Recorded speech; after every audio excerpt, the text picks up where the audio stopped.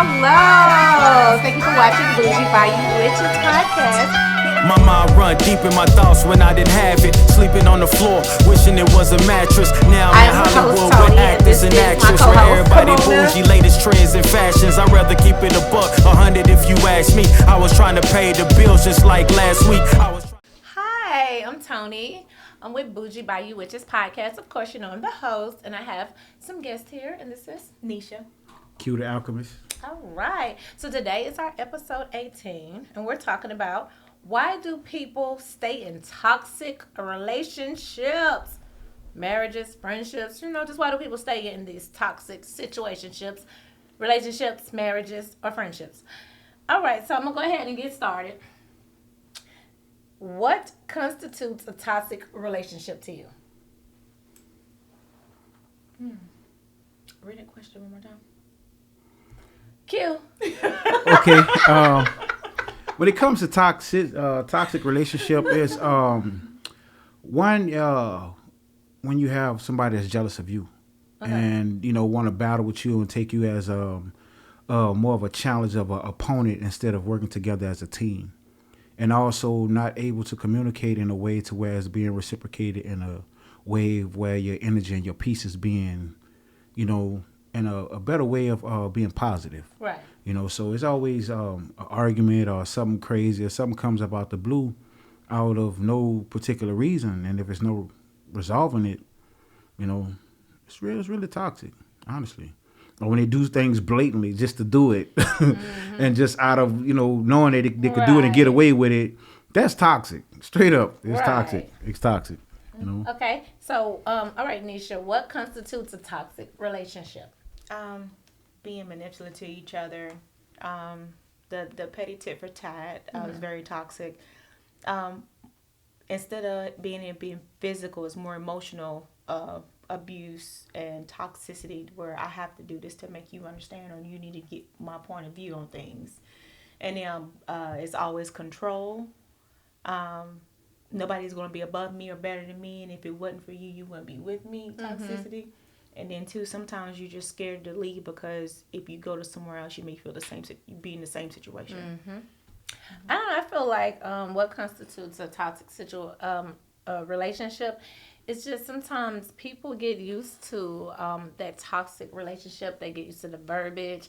They get used to the way that they're being treated, to where it just become normal. It's a norm to them. And so instead of them thinking about, loving on themselves more and thinking, okay, should I deserve to, be in this relationship, they just try to do what they can to work through it and push through it because they don't want to keep getting into another relationship and having to try and start all over. So instead they try to work through it and deal with the toxic relationship until it's done their life threatening to where they have no choice but to leave because they're about to be dead, in certain situations when it do become, very obsessive or violent. But we shouldn't let it, get to that point. We should be able to acknowledge that, hey, this is just toxic. It's too much going on. If we can't go to get some kind of going to these counselors and getting some counseling done so we can see what you're doing wrong, what I'm doing wrong, and try to, work on making it better, then guess what? It might be, time for y'all to just exit that relationship instead of being together and making each other feel miserable. But see, in that toxic relationship, you can also die. Yes, you can. Energetically, you could be so depleted, yes, so drained to where you lose so much sight of yourself, you don't know left from right, back from forward. You don't know if you're alive or not. Even though you are alive, it's like you lost your mind. Because you keep dealing with this toxicity instead of you trying to do something about it and leave the situation. And I understand it's, love do get thrown out there, and sometimes we love the person so much to where we really want to work it out, but sometimes love ain't enough. But see, also, if, when it comes to the brain-wise, it does something to the corpus canvas in your mind to where it hits you to where it puts you in a mind state to where it be so traumatizing to where you really have to go get some help after you go through something like this because it really hits different. Who you telling? It's but different. Yes, it does. Toxic relationships, that's a no for me. But what are some examples of, people that you might have known that were in toxic relationships? Do you have any examples? I had an auntie, a baby auntie that was in one. since she was like 16, 17 years old. Oh. And it was like every other week. They love on each other, fight for a week, then they have you back together, then they call on the police until one day he blackened her eye. She went to the gas station next day to work, and I was like, mascara can't cover that up. So that's when she made it her final situation, or made it her final decision that, you know, I gotta go after so many years. Mm-hmm. She left. And then once she left, 2-3 months later, she's back doing the same thing all over again with him. So, you know. So she left him, and 2 to 3 months later, she went back to him? And went back. That's toxicity, because it was like always something. Always. But you know what? I've realized, I not just skipping over you, Q. Go ahead. But I had a... I know people they like to be in these toxic relationships because it's like when they get with someone that's good and that's gonna treat them right, they're not used to that. So they'll rather do them wrong because they were so used to being done wrong in relationships. They'll mess up a good thing to go back to the same thing.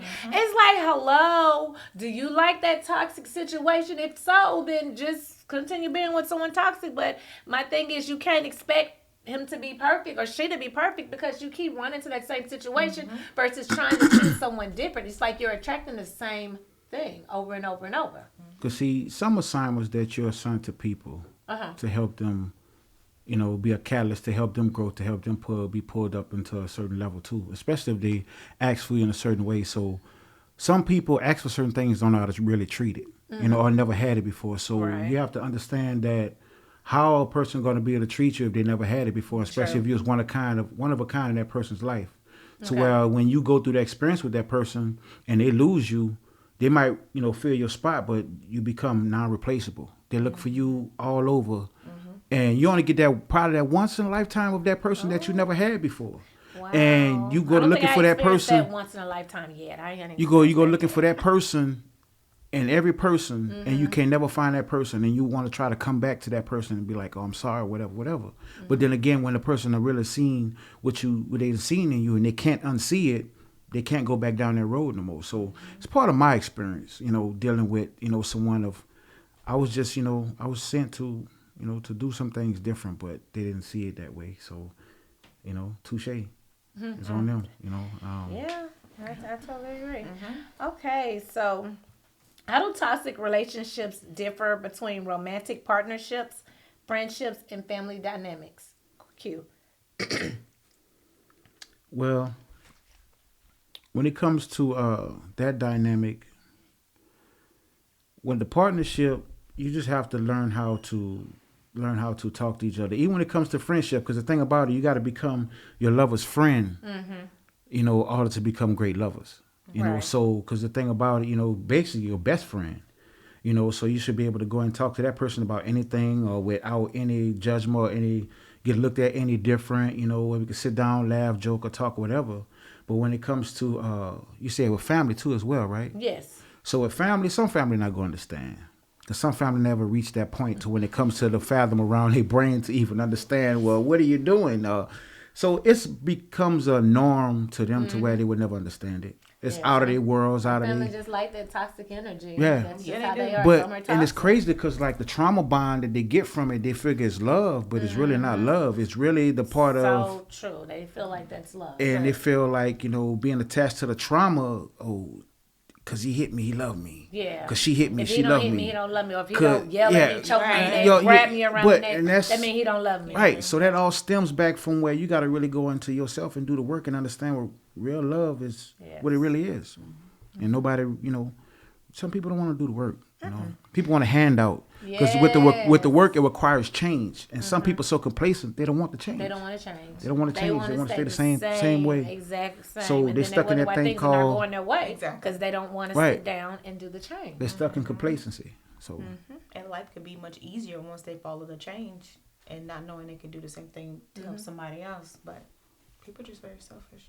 Very, very selfish. You know, you got to be open-minded and open to doing things differently. If you notice and realize, okay, this isn't working with my partner, or this isn't working with my friend, or this isn't working with my family, let me try to just do something different. And let's communicate and let's try to, you know, sit down and come to some kind of conclusion on how we're going to do things, so that way we ain't got to worry about this toxic relationship with my friend, with my family, or with my mate, you know?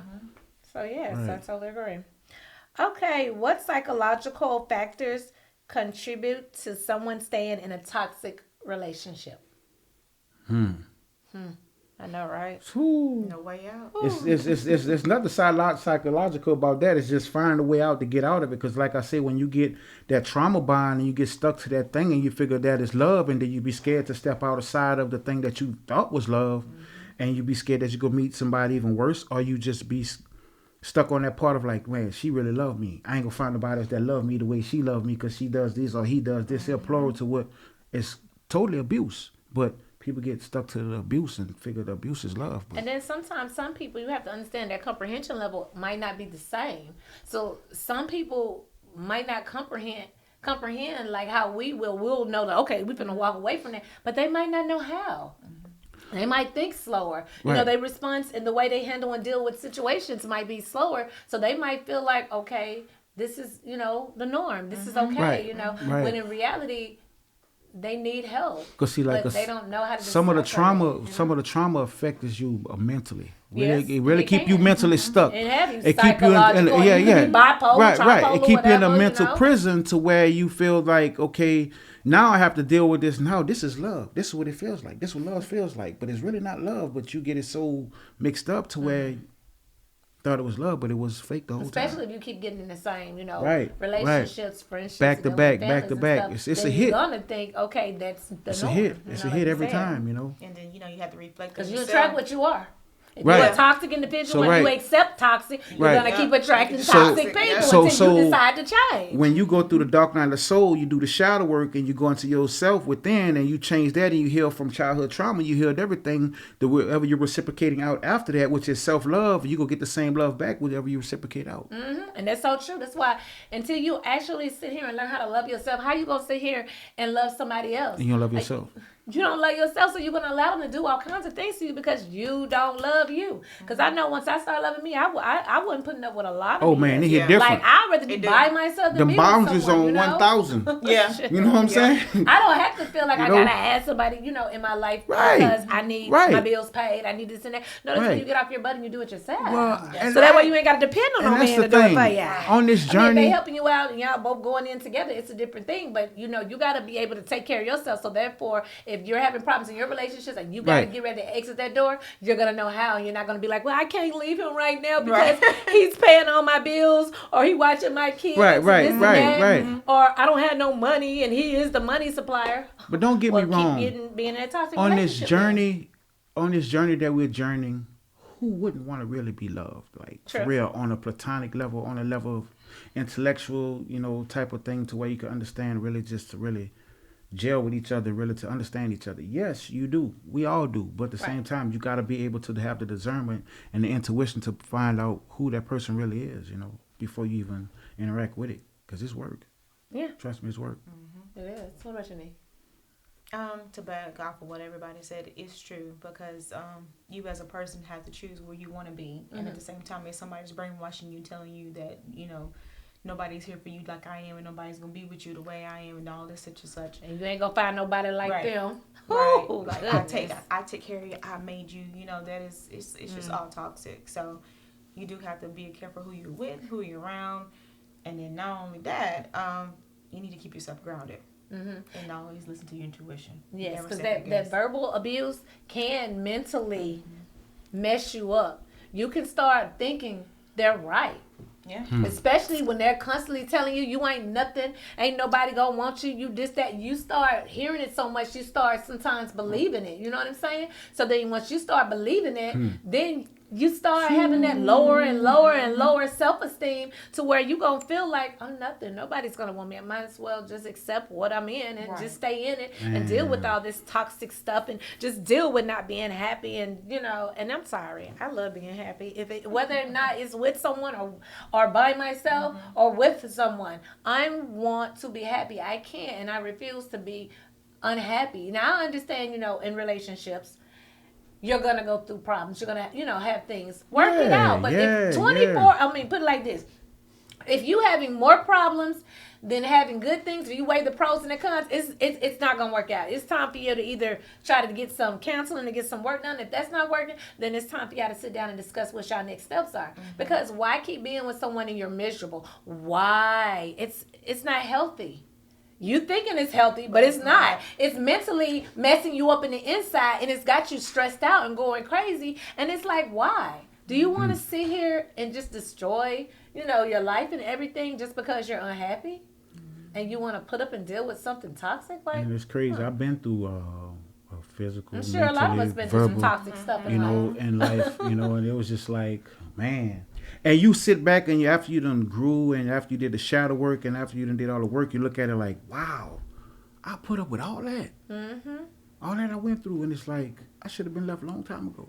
Mm-hmm. But, yeah, it becomes a catalyst. It becomes a catalyst to your ascension to help you to grow, to become stronger. So yeah, just long long as you learn from your mistakes and you don't keep making them over and over and over, it's okay. Nobody's perfect. We're gonna go through things in life.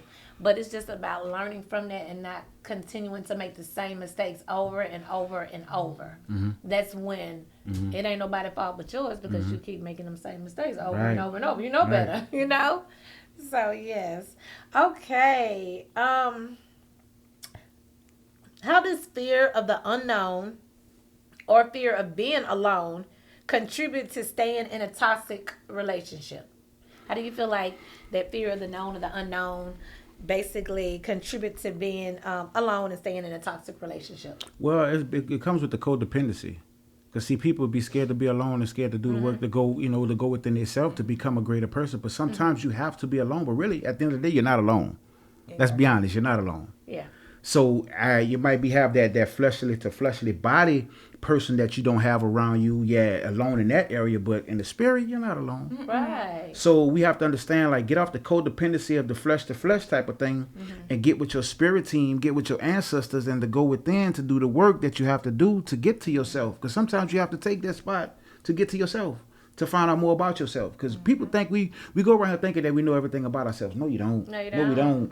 We have to do the work to find out more about ourselves, man. Yes. And that's the part to where the works come in. Doing the work.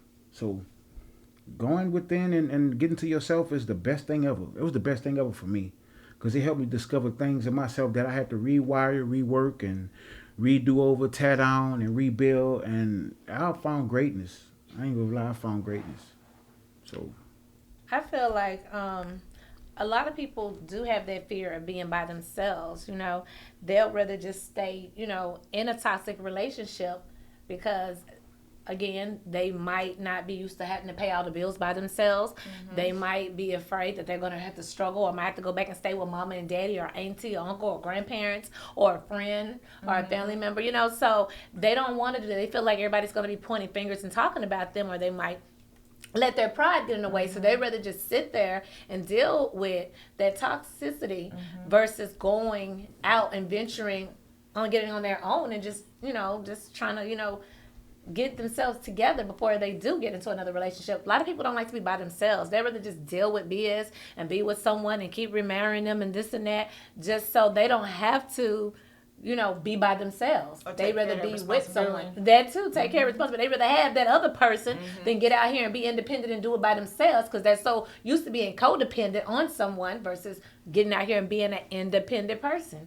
Right. And it's sad. Like when getting out of a relationship, I got to go live up under somebody else to get over this person. That don't work. That's that's a whole. It don't work. That's what we did back in high school. It don't work. And you know what? And that was the best thing ever. Because I know we did it in our early 20s and in high school. The best thing that I did for myself coming out of, my last marriage is when I really just got to myself. Really just went into within myself and really, really found out more things about me that I thought I knew, but I didn't. But like I said, I found greatness, and still on that, way of just finding more about myself, that, becoming greater. Right. So getting with yourself is the best thing, man. What do you feel? And then not only that, being by yourself, I know for exactly for me, going to a divorce to just being by myself and really being good and responsible, paying bills. I didn't have that problem. Mm-hmm. My fear was, okay, now that I'm on my own, there will be some alone time, but how much alone time would it be when I'm used to being around people? Right. So it was more like, okay. And then when I finally made a decision, I went AWOL for like 2 years. To actually just say, okay, this is what I like, this is what I'm into, this is what I feel. Spiritual wise, the light just came on one day and I just happened to be outside, and then I realized like I didn't see the world as this, but now I see it as this. So it's like a breath of fresh air of knowing that, coming out of a darkness to a lightness is where you should have been a long time ago. So yes, it's very important to be by yourself, to know yourself as well. Okay, so how do manipulation tactics like gaslighting and guilt tripping keep individuals in toxic relationships? Because they like to switch the blame. They switch the blame and switch everything onto you. So it's basically a mind game of taking that, although when you try to get them to understand about themselves, they switch it around on you, and then you come blaming yourself like, okay, well, maybe it was my fault. But that mind game thing, man, if your mind is not wrapped really tight or really have a mind of your own, yes, you're gonna get played like a checkerboard. I'm telling you, let me tell you, them men know them weak women. They know the right ones to sit here and run them games on versus them strong ones where they be like, next. I don't want to feel with her. Right. She's too smart. I want a dumb one. Yeah, that's true, but I don't know. Some men are different. I want a strong woman, because the thing about it, I want a strong backbone. You know what I'm saying? Because like if I'm slacking, hey, let me know I'm slacking. Let me know I'm slipping. Like, hey, baby, he not right for you. So I'm gonna go ahead. I'm gonna check into that. I'm gonna look at that like, okay, maybe she right. She could see some things that I don't see. So we us as men, we need that. But yes, I can't speak for every. But it is what it is. What about you, Nisha? How do you feel manipulation tactics like gaslighting and guilt tripping keep individuals in a toxic relationship? Especially if they're just like them and just petty as well. They want to play the game. Okay, you do it to me, I do it to you, but 10 times worse. Those situations will put you in handcuffs. Or he could be, we're not trying to get put in no handcuffs. What I'm saying? Right. We want to exit before we get to that point, but it do happen, right? Especially if you're not spiritually saying, your gut's telling your intuition you need to leave, or just don't go, and you go knowing there's something out of the blue is about to happen, and you just like, I'm gonna just go for the ride and let it happen. And then when it happens, it's like, okay, I set myself up for this, but now I know this person likes this gaslighting. He likes 2 women fighting over him, and he's not gonna do anything about it. And at the end, you lose, and he marries the one that was very toxic. And then, they live happily ever after. 6 months later, I feel it's people that are weak, people that are not very strong. They do tend to stay in toxic relationships, because if you're a strong individual, you're not going to sit here and let nobody sit here and run over you and treat you any kind of way and have you over here feeling sad and unhappy. You're not going to deal with that. But if you're a weak person, then you will. And it's not saying that people who are weak are, bad, they're no good. It's just some people are not strong. Yeah. So with that being said, some will tolerate and deal with more versus someone who's stronger. They deuces, like, we out, we running, you know what I'm saying? Yeah. But them, they'll stay, and then years and years will pass, and they're just dealing with that toxic, relationship, and they're okay with it. Yeah. They're happy. They grow to be fond of it, and they eventually start loving it till they get to the point where they're just done, they're fed up, and they're ready to go. But, it depends on the individual, like whether or not they're strong or weak. Right. That's how I feel. And you can smell a weak person from a mile away. You can spot them. You can see them. Yeah, for real. But yeah, what are some red flags of emotional manipulation people should be aware of? Dealing with these manipulators out here. It's just when they come to you and say everybody that I've been through in my life was always bad to me. Right, when they always say they was always good. It was always the other people they were manipulating. And sometimes you have to really be mindful about that, because at the end of the day, okay, you kind of like sort of believe them, but then when you move in with that person, you start seeing how they move, you be like, well, hold up. That sound like that was you. Sound like you was the problem the whole time. Yeah. But 9 times out of 10, it don't always be that factor. Right. Because, you know, you can run into some things, and it can be some things that, you know, got messed up for you in the end, too. They really could be meeting the wrong people. Right. But at the same time, you got to see how the person move. Mm-hmm. Look at them. Pay attention to them. Pay close attention to how they move, how they handle you, how they talk to you, how the energy is being reciprocated. So you have to be close attention. Pay close attention to pay attention to some red flags. Oh, yeah. Yeah. You know, like you saying. What are some of the red flags that you notice amongst these people that are manipulating folks? Oh man, the lies, the cycles. Not even that. They have where they want to just continue to text you, but never call and say, "Oh, I'm out of town," or "Oh, I got this, I got church, I got this, blah blah blah." But then you picking up the phone and hanging up, sending me call you back. I gotta take this. Or the communication, basically what you're saying. Yeah. When you notice the communication is becoming, you know, irregular or a problem. Right. You used to communicate real good in the beginning, but now all of a sudden it's kind of like, oh, I got another call, or I got to take this. Oh, this is my work calling me. You know, it's okay. And you keep doing the things over and over and apologizing for it over and over and over, doing the same thing over and over. That you add to where apology don't even, you know, amount up to the things that you keep doing. So it becomes a cycle. So you have to really, like I say, be mindful and pay attention to all the cycles, because sometimes it be right there in front of us, but sometimes our love get it so caught up to where we push it to the side. We push it to the side and we're like, okay, we go give them another chance. And we all been there, but at the same time, you know, it becomes, you know, foreign, like, you know, to where, like, I see it now. Like, you can't come at me, no more manipulation, no more mind games, no more none of that. And then when they can't do it no more, they get mad at you. Yeah, it's your fault that this happened like this, or I tried to tell you, but your big head didn't listen. You know, what you say? Your big head didn't listen. So what about, you know, people that have friends and, you know, they have toxic relationships with them? How do you feel like that plays a factor with toxic? Like, you got this friend and y'all constantly getting into it. Y'all always arguing. Y'all never see eye to eye, but y'all still, you know, love each other because y'all friends, or, you know, have a very strong like for, you know, one another. How do you feel that plays a part in, you know, dealing with toxic friends? Like, do you want to remain in a toxic friendship? And this is nothing dealing with relationship. This is talking about just straight up friendship. Do you want to deal with toxic friends? With that friendship, it's only gonna go so far. Right. Because the simple fact is gonna keep pulling on you, tugging on you, to where you ain't gonna have no energy for yourself. Just like, you know, it's almost like a relationship. Because the thing about it, you with your friend, your best friend, somebody that calls you, you know, supposed to be your friend. He's supposed to look out for you, or she's supposed to look out for you in that way, to where, okay, if you love me, spare my energy, spare my peace. You know what I'm saying? See me on that level to understand. But if they can't see you on that level and it's constantly the same thing, the same cycle, just like a relationship, you got to have to let it go. Because the simple fact, they go keep pulling you down into a mind space or to a head space to where you're not trying to go or trying to be at.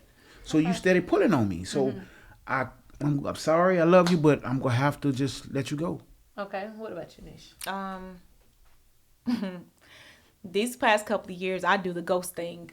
I should do the ghost thing. I'm so petty. Nothing wrong with that. I mean, hey, you gotta do what you gotta do. Yeah, I just feel like you rather leave them than sit here and just keep dealing with that. And I understand that was wrong. Some people like closure, but some people don't deserve closure. Right. And I know that might be a little wrong, but some people don't deserve closure. It's better to just walk away and leave that situation. And at the end of the day, if you're not communicating and talking to no more and you're done with them, then they should be smart enough, you know, if they can comprehend, that the friendship's over. You don't want what they once had. They're toxic, and you're tired of going back and forth and back and forth and back and forth. Oh, I'm sorry too. You know, crying and going back and forth with each other. It's like sometimes you got to learn how to cut those toxic friendships off, because we've all probably experienced a toxic friendship and realized at the end of the day it wasn't worth it, or it's not, you know? So same thing with relationship. We can't keep being in these toxic friendships. So go ahead and say what you were going to say before I rudely cut you off. No, you're fine. But no, I'm a big fan of ghosting. I mean, it's a bad thing to do, but if I'm sitting there just listening to it constantly, and there is like nothing is growing in your relationship. Everything is how you feel, or this is how I'm feeling, blah, blah, blah. And you have this friend come along. So what's exciting in your life? And then everything is just, it goes downhill from there. I don't like to be around that because I can't get my work done. I can't think properly. 2, I don't want to take this stuff home with me when I leave at the end of the day or wherever I'm at. And 3, you just don't want to constantly just hear the bicker and bicker because they're going to leave and go back, leave and go back, leave and go back. So I just got to the point where I just started ghosting. I'm like, okay, why you don't call me, girl? I got caught up in something. And then leave it at that. And then after a while, I'll just block you or you can't come back. See, I'll be straight up, man. Look, man, I won't talk to you no more. You that's me. You're stealing my energy. And people be like, oh, well, you arrogant. No. I want to let you know the real. People don't always have to sugarcoat. Yeah, right. If you don't always be nice and sugarcoat stuff, you're a mean, evil person. So let me. I'm gonna tell you the real, so I could be honest with myself, and I could be honest with you, because I ain't gonna lie to myself. You know what I'm saying? So I'm gonna tell you what it is. And don't mean to offend you, but it is what it is. Yeah, some people just have a bad problem taking rejection. Yes, you were so right. Some people have a bad problem taking rejection, because I had this friend girl, and every time she would come talk to me, it's always about she was in this dang on 2 relationship with these 2 men, and she constantly keep telling me about this stuff, and I'm like, well, I'm giving you advice and you're not listening, so why you keep telling me? You know you ain't gonna do nothing but go back to both of them. Oh. I got to the point, I said, girl, look, don't come and tell me anything else about your relationships. If it is not about you trying to better yourself and do something, I don't want to hear it. And guess what? She started telling me about her relationships, and I was so happy, and she just kind of disappeared for a little while. But it was good, because it's like, you don't always want to hear all that nagging and negative. It's okay if somebody needs to vent, to you from time to time, but if it's 24/7, every time they calling you, they complaining about the same thing that they ain't gonna do nothing about, but keep going back to that toxic situation because they in love with it, but they just want to hear themselves talk to someone else, but they, it's like, get away from that, because they become energy vampires. They will drain you. You don't need to be around that energy, because that's not good for you. So you gotta know when to, basically, in other words, you gotta know when to pull away, call, and walk away. I'm sorry, it is what it is. That's why my circle ain't even a full circle of friendships, but it's cool. I'm like Drake. I don't need no new friends. That is my song, though. No new friends. None, because goodness gracious. But can you share any personal stories or experiences that highlight why people stay in toxic relationships with their friends? Popularity. They want to be noticed as well. They're all in the group and they do the same similar things, but they actually don't. The ass kissers. They're always... They just be at your beck and foot.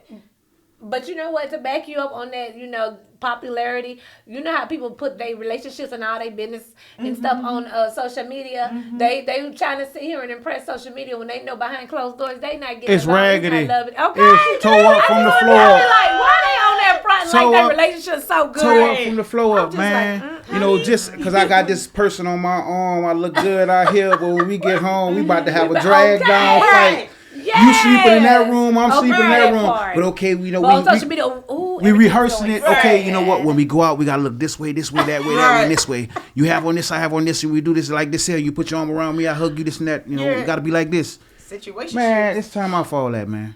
It's time out for all that, man. That's kiddie games, man. That's high school, middle school stuff, man. Like, if you ain't really doing it for real, don't do it. It is what it is. But it's just all about, like they said, it's all about that picture. They're trying to portray a certain image. It's about the image. And people feel like, I don't want people to really know what's really going on in my life, even though I know my close friends and family know. I just want all these other people who don't even know me and probably give 2 flippity flips about you to think that everything's going amazing and great in my life. It's like they want to be that celebrity. Putting on a persona. So they want everybody to feel like, oh, they're just doing so great. Life is so great. They're just full of, all these, and then they work at Burger King. Stop it, honey. Shout out to Burger King. But get your way. You know what? That was one of my first fast food jobs. Was Burger King. That I never worked at Burger King.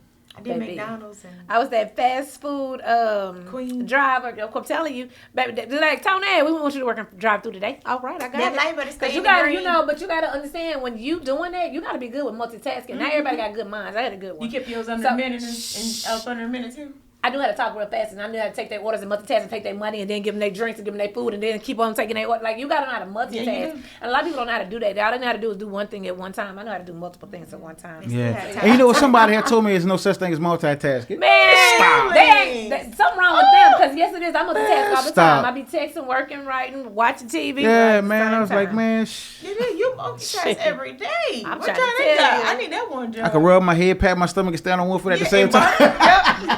I can't with you.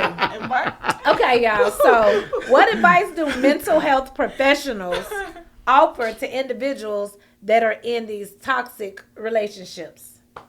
What advice do you feel like the mental health professionals can offer to individuals in toxic relationships? They go tell them to heal. Go and heal. You can't just tell them that, though. To go, well, for one. That's what they're going to have to do. They're going to have to learn how to heal within themselves. That's the first thing they'll tell you. You know, they're going to tell you need to go back and you need to go start healing and detach yourself from the situation. So if it's going to cause you any grief, detach yourself from contact with that person to where you can start healing to get yourself together.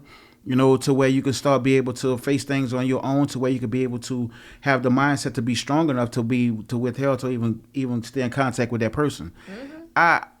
I've been through it, you know what I'm saying? And I studied on it, you know. I like philosophy, you know, the human mind. I want to know how the human mind thinks. I'm telling you, like, the mind is a terrible thing. You got to research, you got to study. If you don't like to read, you have to do research. It's just one of those things. And, you know, I always was great at giving advice, but sometimes didn't listen to my own advice. We all done that. Okay, don't we all do that. I know I can get some good advice, but do I be actually listening to my own advice? But you know what? I've been learning now to listen to why I'm talking, to listen to why I'm speaking at the same time, so to where I could iterate it within myself too. So that's the first thing I'll tell you. Just, you know, get back to healing, get back to you, get back to yourself, remove the toxic things out of your life, or just remove yourself from it and become, go, basically the going within and getting to yourself and doing the work and just healing, if you need any medication or anything like that within it, because it takes impact on the mental mind. Medication can help you to a certain extent, but you have to understand when medication comes side effects. So use some natural herbs. Right. Natural herbs all day. Dang on medication. I don't care. Y'all over can the counter, hate me, but I'm just telling the truth. Nothing better than natural herbs. From the earth. Yeah. From the earth. Because you ain't got to deal with all those side effects like what that stuff these doctors are so quick to pump up in everybody, and they wondering why when they hit 50 and 60 and 70, they got so many health issues and they on so many other different medications and stuff, or they barely, going to be here that long to live. Because you've been taking this medication that's got all of this that it's doing to your body. And imagine all the years you taking it and all the damage it's doing to your body. So, it's like wake up and do your research and, educate yourself. Yeah, you have to. Yeah, you have to. All right. Well, I'm going to go ahead and get ready to wrap this up. That one last question. And we're going to drop our little, feedback for our viewers, what we like to leave with them. But what steps can someone take to rebuild their life and self-esteem after leaving a toxic relationship? Get to yourself and do the shadow work. Do the inner work. Do the healing from trauma, all traumas in your life, from childhood to everything. Heal everything. Just don't heal from the marriage, because the thing about it, from a relationship or whatever you've been through, because you got to find out what was the triggers to where a part that you played in when it came to that certain thing in the relationship too, because, we all do play a part. So you got to understand and doing the work within yourself to go within inside to heal from that properly and then to rebuild yourself mentally. Okay. What about you, Nisha? Stay to yourself. Know who you are. Get on a journey and find out where you actually want to be or what you want to do with yourself. But always make sure you stay in tune with your ancestors and, everything that you were working with. Because not only will you have that one decision that you're thinking about, there's always a solution to the next one. Or you might just get clarification of what's really going on. I would say just take some time off before, jumping into another relationship, and just learn how to love yourself and just practice, some self-love, and just take time to get to know who you are. I think a lot of times we're so quick to want to always have someone in our life to feel complete, when in reality it's okay to be by yourself. You can still feel complete and be by yourself, because at the end of the day you want to get to know what is it you like, what is it you don't like. You want to get to know what makes you happy and stuff like that. So if you always got someone in your life, you never know what it's like to actually be by yourself unless you actually in a relationship and you feel by yourself, because the person that you with ain't never around and they got you feeling like you by yourself. But still, when you're getting out of a toxic situation, you just want to take time to heal, love yourself. And if you are spiritual, do some shadow work, getting, your inner self, if you got to get some spiritual counseling for someone that do it, but just work on yourself. And it's nothing wrong with taking a little time off to do that, because you got to be able to do that, especially when you're going to have something toxic. It's something serious. It's nothing to play with.